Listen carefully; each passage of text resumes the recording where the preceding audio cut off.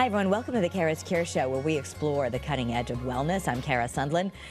Today, we're going to find out how much age really matters when it comes to fertility. I'm here with Dr. Kelly Lynch from the Center for Advanced Reproductive Services with UConn Health, which is part of University of Connecticut. The center uses cutting-edge research and has become one of the most successful family-building programs in the nation. Welcome, Dr. Lynch. Thank you, Kara. Yeah, thanks for being here. So let me just ask the basic question. How much is our fertility still reduced by age? Unfortunately, age is the biggest predictor of our success when it comes to fertility. So the older a female is when she tries to conceive, the more difficulty she may have. And this seems to be particularly significant after the age of 35. So we encourage couples who are having difficulty conceiving after about 6 months of trying, if they're 35 or older, to seek help, or 1 year of trying if they're less than 35 years old. Okay, so that 35 is still the number, but yet we hear stories about women all the time in their 40s having healthy babies, even in their 50s, and I don't know if that's maybe not their own eggs, but we do hear these stories of women having families much later in life now. That is true. And, fertility also has a significant genetic component as well. And so some people will have an easier time conceiving than others. And it really depends on your own genetics, your own ovarian reserve, which can vary tremendously between people. And so seeing your doctor and getting tested can help you determine what your chances of conceiving are. Yeah. So a lot of people, of course, until they start trying to have kids, assume that it might not be a problem, and then they start. So I love that you're telling people, hey, if you're around 35 and it's not working, there's you can go get screened. So let's talk about that. If you are concerned that you're having an issue and you're just not sure, what's step one to increase your chances? I think first of all, track your menstrual cycles. You either use a calendar, use an app, something to track, are you having regular menstrual cycles? And then try to test to see if you're ovulating. Use ovulation predictor kits. If you're not ovulating, that's a problem right there. Or if you can't detect if you're ovulating or if your menstrual cycles aren't regular, that's a problem where you really need to get help soon. And that's something that we can definitely help investigate for you. But seeing your OBGYN can help investigate what that problem is caused by, and we can come up with some testing and treatment to help identify why those menstrual cycles are irregular, and if it's due to anovulation or if it's due to early menopause or other factors. So the sooner you figure out that there's a problem, the sooner we can help you. Yeah, I think a lot of people were concerned. I know it's anecdotal and the studies are still just being done on this, but a lot of people were concerned during the pandemic that either having COVID or after having a vaccine affected their cycles. What can you say about that? There definitely have been some studies that suggest that in the cycles following vaccination, there may be either irregular cycles or heavier menstrual cycles in some women, but there doesn't appear to be any reduction in fertility following vaccination. And if anything, vaccination has been proven to be safe for women who want to conceive and can greatly protect pregnant women against severe COVID infections. Okay, so let's talk about you have reduced fertility and an increased rate of miscarriage as your age goes up. And is that magic number still 35? The 35 is sort of the average age, but it varies tremendously between women, and it has a lot to do with your genetics. So basically the ovarian reserve is, or what we inherit from our moms and our families, whether we're going to be able to conceive later in life or not has a lot to do with our family's ovarian reserve. So we can't predict, but or can we? Are there any tests you should be taking nowadays? Like, what's the cutting edge of fertility? Are there tests that kind of can predict what your reserve will be? This is a controversial question. So there are some tests that can help us know a little bit about a woman's fertility, but they don't necessarily predict whether or not someone will be able to conceive or not. They may tell us about the number of eggs a woman has, or whether or how she might respond to fertility medication, but they don't necessarily predict fertility or infertility. And I think the test you're mentioning, there's something called an AMH level, which stands for anti-Mullerian hormone, and it's a popular fertility test right now. And it can be helpful for us to determine how someone might respond to fertility medication and what someone's ovarian reserve is. However, it's been shown in multiple studies to not necessarily correlate with a woman's fertility. And so women with diminished ovarian reserve can still conceive on their own just fine. So it's important to take that number in context with age and other factors, and not just be focused on the number so much. Well, I guess what you're saying is this test might predict how many eggs you have, but that doesn't tell us if they're grade A and it's going to be easy for you to conceive. You might have a small number, but what if they're all great and you have an easy time conceiving? It only takes one for one embryo anyway, right? That's right. So there's still a lot of things we don't completely understand about ovarian reserve and AMH. And so it's hard to say this number defines your fertility. And I think that's the important point that we're trying to get across to women.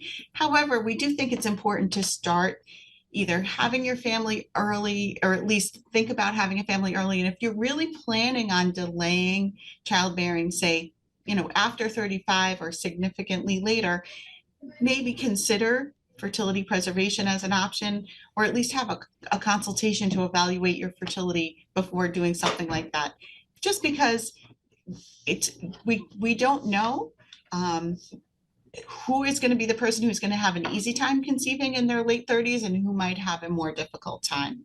So one of the ways that you might preserve fertility is egg freezing, which I know has become more popular, even for the purpose that maybe women are pursuing careers. I interviewed a doctor who had spent so much time going to med school and residency, and it took a little time to find the right partner. So she really decided freezing her eggs was the best option for her. I know some big companies are even paying for it now. Is that messing with biology too much, or does freezing eggs work just fine? As far as we can tell at this time, freezing eggs works just fine, but it is still relatively new technology, and we're still waiting to see the outcomes of births and babies over the long term. So far, the babies that are born as a result of egg freezing seem to do well and seem to have healthy outcomes. But the long-term studies are still in progress, and we don't know that much about the health of babies born as a result of egg freezing yet. But we don't have a lot of other options to offer women who need to delay childbearing at this point. Right. So this is one of the options that you can do. And my understanding is a lot of times it can be covered by insurance. It's not that difficult for women to go through. So something to consider. And I know you'll do that for folks at the center, right? You can go to UConnfertility.org, and you can reach out and get simple tests and talk about the process of doing it, right? Absolutely. So that's called planned fertility preservation. So for women who might be interested in freezing their eggs for the future in case they find that they have infertility and aren't able to conceive on their own, they can freeze their eggs for the future. But we also freeze eggs for people who have a diagnosis of cancer or other medical problem where they anticipate treatment that might affect their fertility in the short term. And so they really need to freeze their eggs because they may have fertility as a result of their treatment for cancer or other medical problems. So it's a useful technology both for patients who aren't ready to conceive or really need to preserve their fertility for medical reasons. Yeah, and I wanted to say I said UConnfertility.org, but it's actually UConnfertility.com. But just want to make sure people, can look. And I know you're these days you're on social media too at UConn Fertility, so people can get the very latest. What would you say in the last couple of years? What's the most cutting edge kind of new advancement that you're excited about in fertility? So our ability to test embryos for genetic disease has been helpful for couples, especially our older patients who are much likely to have miscarriages due to genetically abnormal embryos. This can help us prevent transfer of genetically abnormal embryos and increase their likelihood of successful pregnancy and reduce their risk of miscarriage. So pre-implantation genetic testing for aneuploidy, it's abbreviated PGTA, has been something that we can use to help our older patients conceive a little sooner, reduce the risk of miscarriage, and it has made a big difference. It also has helped to reduce the risk of multiples. In the past, we transferred more embryos to our older patients because their implantation rates were lower, and this would occasionally result in multiples. When we know an embryo is genetically normal, we can only transfer one at a time, and that it results in better outcomes for mothers and babies. Okay, so before you might have just put in, say, 2 or 3 embryos, and people might end up with triplets or twins, and which also makes the pregnancy higher risk. Now you're going to test the embryo ahead of time, and if it gets the grade A, 100%, this is all good to go. You would just put 1 embryo in. Right. And so this strategy makes sense for our older patients who are more at risk for having chromosomal abnormalities in their embryos, or what's called aneuploidy. Okay. What about donor eggs? I know that's something that you deal with there. Perhaps you're going to go through this process and find out, sadly, that the embryos aren't viable. So occasionally couples will go through the IVF process, and unfortunately, even after several cycles, they will have no normal embryos to transfer, or they might not respond to stimulation at all. And in that situation, we can offer them the option of using an egg donor. And usually an egg donor is a healthy younger woman who has volunteered to donate her eggs to a couple with infertility. And so the donor undergoes stimulation and egg retrieval, and then the eggs would be fertilized with sperm to create an embryo that would then be transferred to the recipient's uterus. And this is something that we do quite frequently. We can use eggs from donors that we recruit in our community, but there are also now egg banks available where we can have eggs shipped to our facility from egg banks around the country to increase the chances of patients finding a suitable donor for them. And just because people are wondering how that goes, how does that work? I understand you have full service as far as counselors. You've got the medical doctors like yourself, where you actually help the people through picking how to pick an appropriate donor, maybe how to use a surrogate. Is picking an egg donor the same as, say, a sperm donor, where you're going to get all this information about the female and their background, where they went to school, how tall they are, what they look like? So you raise an excellent point. So counseling is a really, really important part of the donor egg process. And for any recipient of any donated gametes, psychological counseling is an essential part of the process. It's a big step, and it's not something that we would ever encourage a couple to take lightly or a patient to take lightly. And so yes, counseling for the recipient, actually counseling for the donor as well. It's for the American Society for Reproductive Medicine recommends that all donors be counseled so that they can understand the implications of the donation that they're making. Donors are compensated, for their time and trouble and the risk that they're taking of doing the procedure, but in general, it's a very safe process. But yes, donors are screened, so they undergo medical screening. They complete a health history questionnaire. They undergo psychological screening. They have genetic testing done. So it's quite a thorough process. And then the potential recipient would have access to this information to determine if the donor is an appropriate match for them. And donor recipients can also choose donors based on physical characteristics, so that the potential child they have would, fit into their family. But oftentimes, couples will also be looking for a child that's of the same ethnic background if possible to them. So, and so that's something that the egg banks especially can offer us.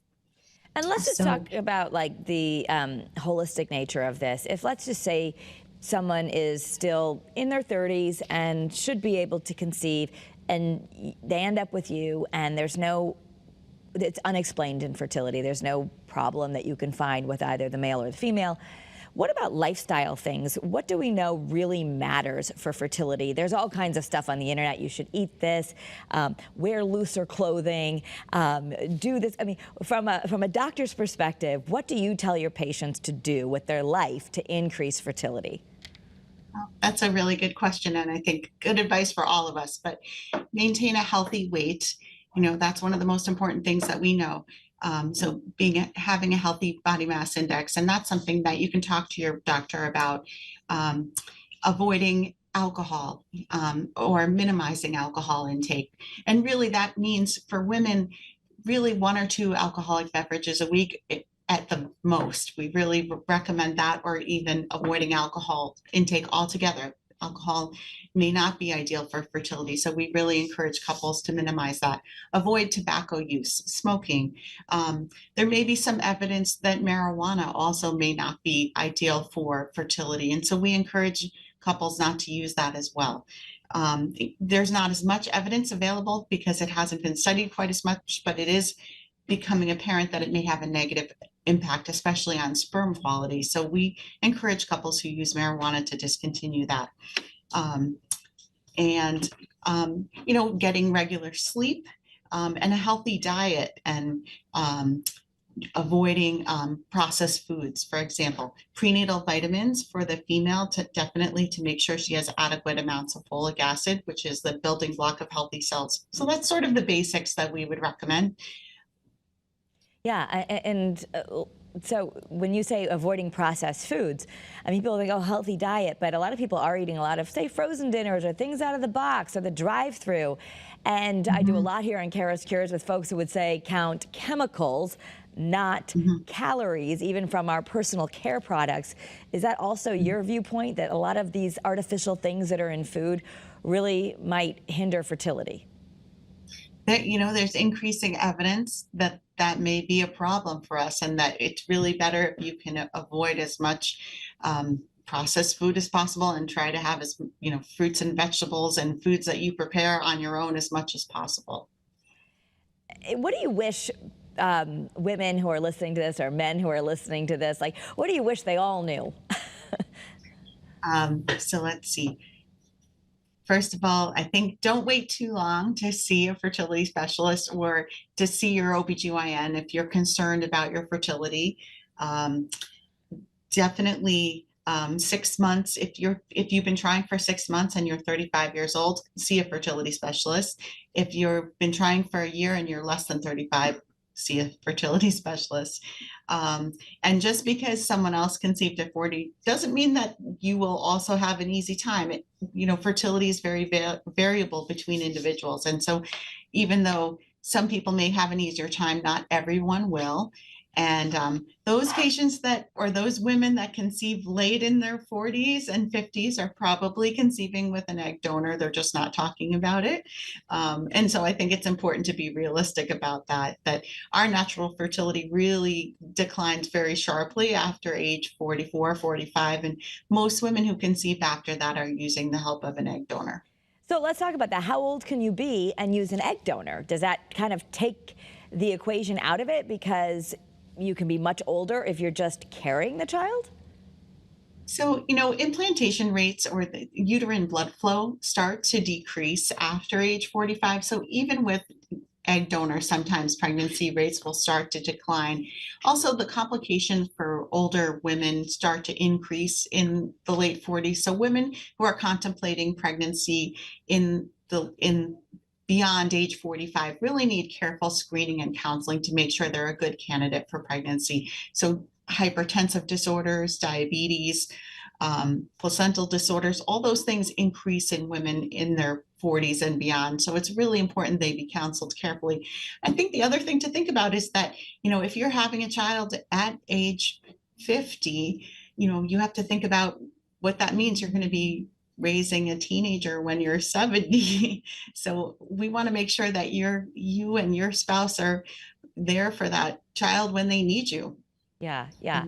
And And certainly in Hollywood and in other places, we see, especially with men, maybe more than women, we'll see a lot of time men having for their first child when they're in their 40s or 50s.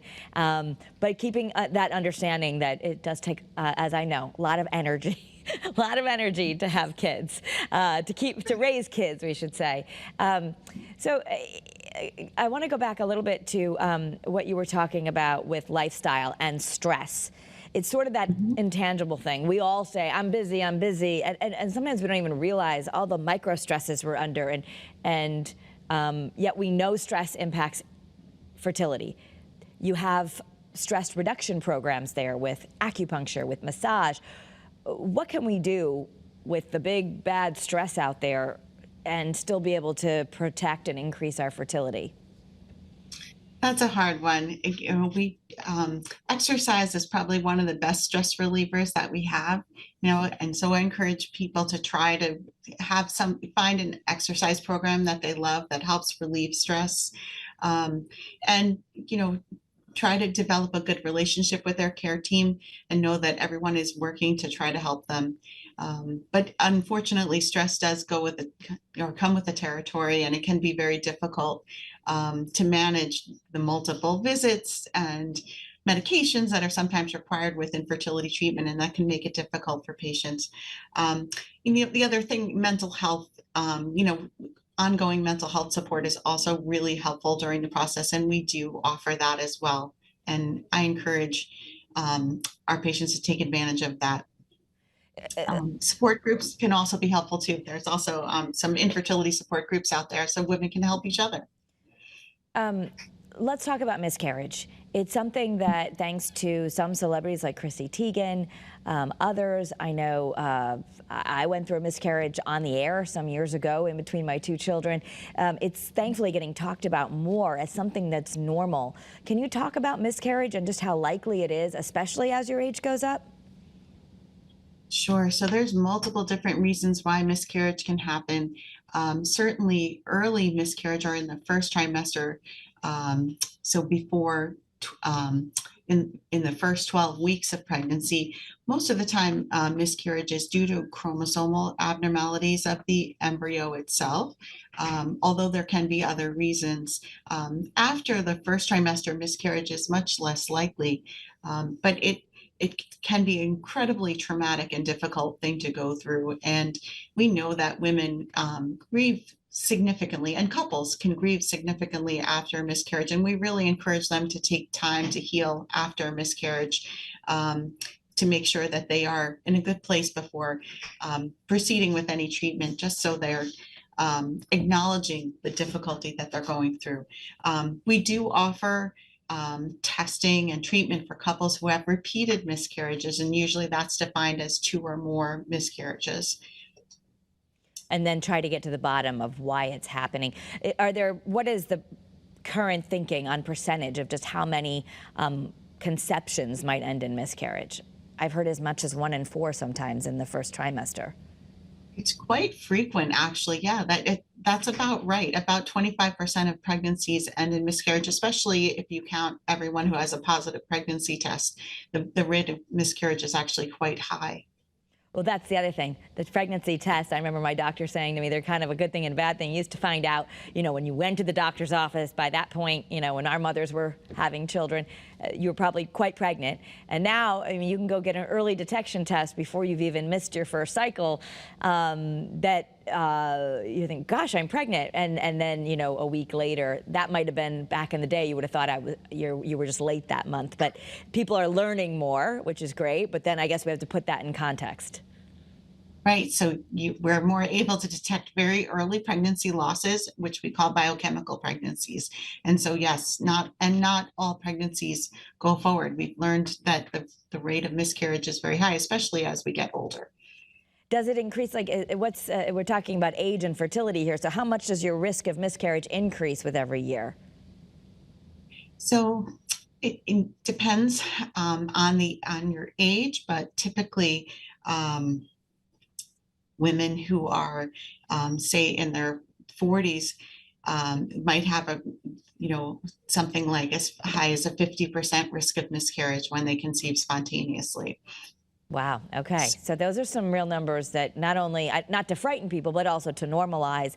And again, you have so much help for this. And sometimes the help is very low intervention. It might even just be something where you're doing in vitro insemination. You're just putting, no drugs, just putting the sperm a little closer to give everything a better chance. And sometimes that's all people need. So there could be some very inexpensive, non-invasive things that could be very helpful if you talk to a doctor. Right. Right. So back to fertility testing and treatment, we always start just by meeting with the couple, reviewing their history and offering them some basic testing. And then we try to offer them the treatment that's going to be the least disruptive, and start with the simplest path forward to help them. If those simple things don't work, we have more advanced, more aggressive treatments to help if needed. And I know a lot of this will depend on the male as well, and you'll do testing for all of that because the couple, thankfully, as time has gone on, people have realized it's not always about the woman. It could be about the man and his the health of his sperm. As far as right now, some people worry like, gosh, I've been on the pill now for so many years, or I take an antidepressant, or some of these common medications. Do people need to fear that with fertility? So the birth control pill does not affect fertility. It's really very much reversible. And as soon as you stop the birth control pill, you should be able to conceive. However, I think the major thing for women who've been taking it is more just they're older when they stop, or, it's more likely their age that's affecting their fertility than the birth control pill itself. And about 40% of couples will have infertility due to a male factor. So it is really important that we test the male as well. And we offer that testing at the center as well. And we try our best to make sure that we look at all possible causes of infertility in the couples that we see. Well, Dr. Lynch, thank you so much for sharing your time and your wisdom about aging and fertility. I know things change all the time in your field, so we want to let everyone know to get the very latest and greatest and the cutting edge help that they need. It's www.yukonfertility.com. You can also follow @yukonfertility on social media, and so many opportunities for consultation and to really have some experts help you so you're not struggling alone. So we appreciate you being with us on Kara's Cures.